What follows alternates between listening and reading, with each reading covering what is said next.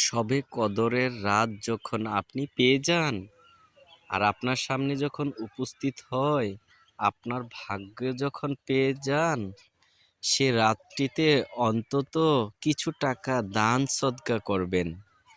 এই রাতটিতে সুবর্ণ সুযোগ মনে করে দান করবেন।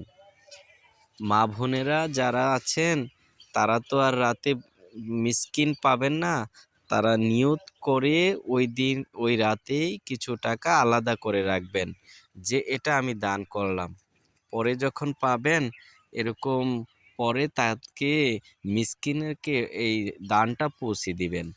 যদি শবে কদরের রাতটা ২১, ২৩, ২৫, ২৭ তারিখ হয়, যে কোনো একদিন যদি আপনার এই দানটা শবে কদরের রাতে লেগে যায়, তাহলে আপনি হাজার মাস দান করার চেয়েও উত্তম বদলা পেয়ে যাবেন ইনশাআল্লাহ। এজন্য ২১, ২৩, ২৫, ২৭ রজনী যখন আমাদের কাছে উপস্থিত হয়, এটার কদর করা চাই। বিশেষ করে দান সদকা, ইবাদত বন্দেগী, নামাজ। আল্লাহ তাআলা আমাদের উপরে রহম করুন।